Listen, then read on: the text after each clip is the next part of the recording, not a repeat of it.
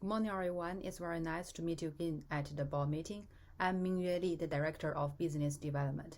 Today, I bring an excellent merger and acquisition case that Merck will acquire Immunocore, one of my favorite cases in the last 10 years. You cannot miss it. My presentation will contain the background, deal overview, value analysis, and also summary or suggestions. As we already know that our company, Merck, is ranked as top 4 pharmaceutical company in the world. It is excellent. When we look at the JP Morgan data in 2024, we will easily know that the revenue increased 17% in 2021 compared to 2020. When we look at the EPS, we know that it will be 81% increase. That is amazing.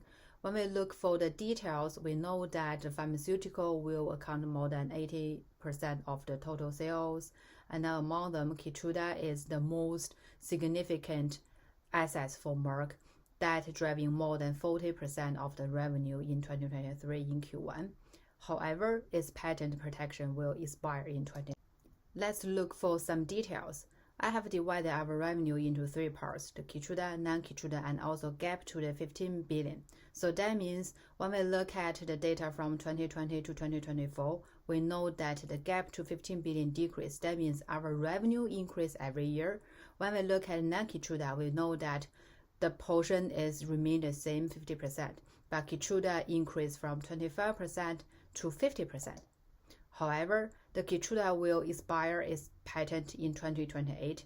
That means that we're on the mountain, and then later in the 2028, we will have huge drop of our revenue. And then according to our experience, we know that the 2028 and the 2032, the Keytruda revenue will decrease significantly. What is the patent cliff? You know that many of the drugs are patented drugs. So the drugs patented is usually 20 years from the filing date from the application. So let's look at the curve. The y-axis is the sales and the x-axis will be the time. So we know that when the drugs are on the market during the patent protection, the increase of the revenue give us a lot of benefit. But when the patent cliff, the patent expires in 2028, we will see the huge decrease of the sales. That means the patent cliff.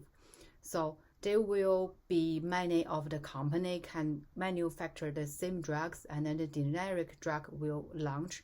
So they will selling with lower price. So what shall we do to protect the patent cliff? So we may think about to acquire the Immunocore because they have fit our strategy. They have excellent technology platforms. They can aiming to treat the X diseases using their advanced technology, and also they have already developed some pipeline. They have the key assets to treat melanoma that is urgently needed in our pipeline for the melanoma. They also have the other oncology and infectious disease projects ongoing. Most importantly, they have already 1 drugs on the market.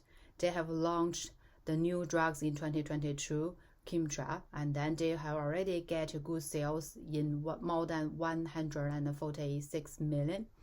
And then we know that Merck has good sales global marketing channel, right? So we can help them to make these drugs in the global marketing. That will be give us a lot of revenue feedback. For each of the deals, we usually do the SWOT analysis to see that whether it's good or not strategy or deal. So from this part, we know that the deal will provide a lot of strength. For example, they have advanced technology for immunotherapy. Although the R&D cost is identified as a weakness, but we already got some drugs on the market that will be bring a lot of opportunities for the vaccine. For the threats for their own company, the small biotech, they will have regulatory challenges. But for Merck, that is not a good deal because we have well-established regulatory support.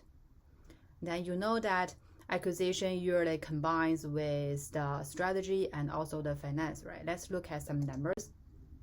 Using the DCF valuation, we have already to predict some revenue using the different drugs, different pipeline, or the programs to give them the suggestion from the doctors, from the marketing team with the probability of success. So we know that from financial perspective, there will be a good deal. So here, I know that I already provide a lot of information here, but take-home message is that I strongly suggest to acquire Immunocore because it fits Merck's strategy and can generate a lot of financial benefit to beat the Keytruda patent cliff in 2028, which can make Merck bigger and stronger. Thank you.